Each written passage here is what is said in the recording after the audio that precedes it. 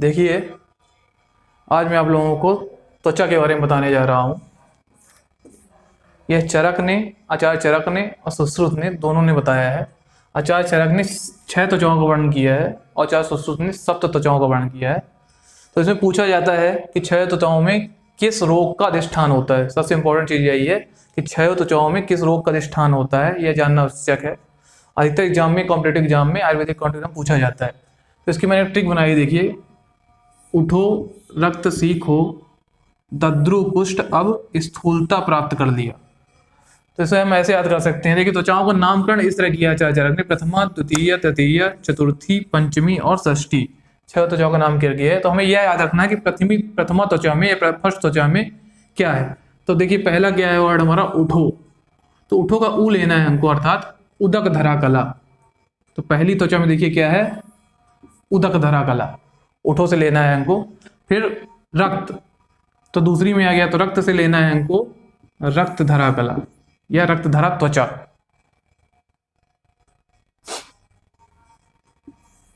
फिर देखिए थर्ड में सीखो।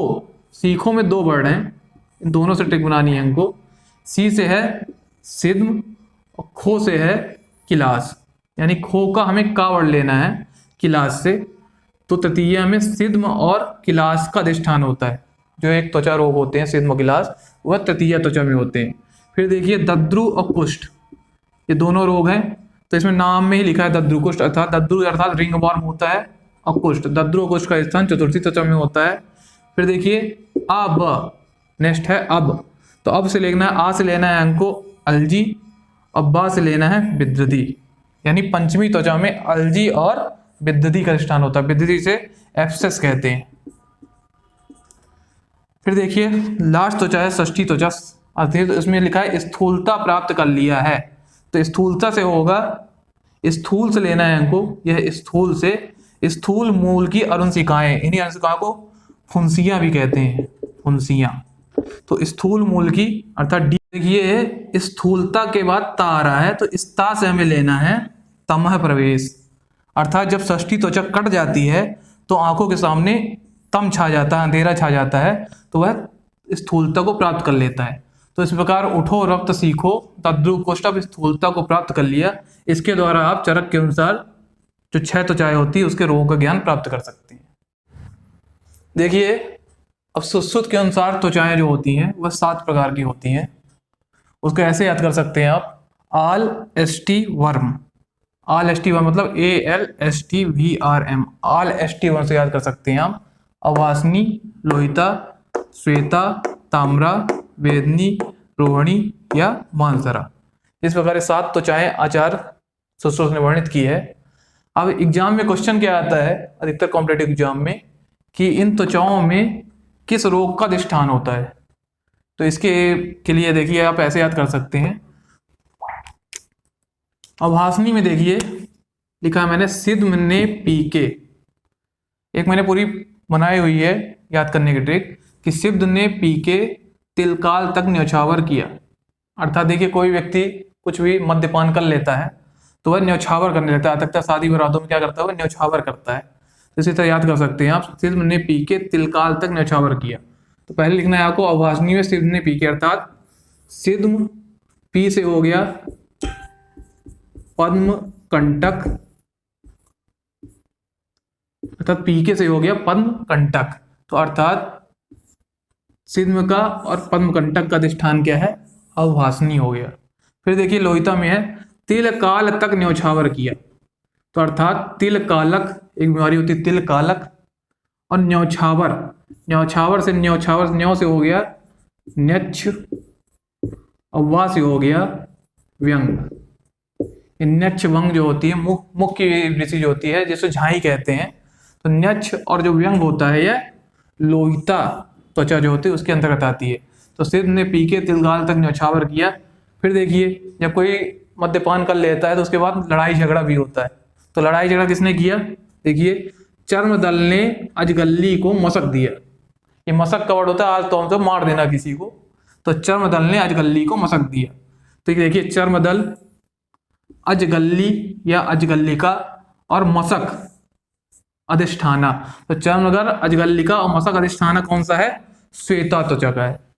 फिर देखिए, अब जब लड़ाई झगड़ा हो गया तो बहुत से लोग भाग जाते हैं। तो कौन भाग गए? कुछ लोग मर जाते हैं, कुछ लोग भाग जाते हैं।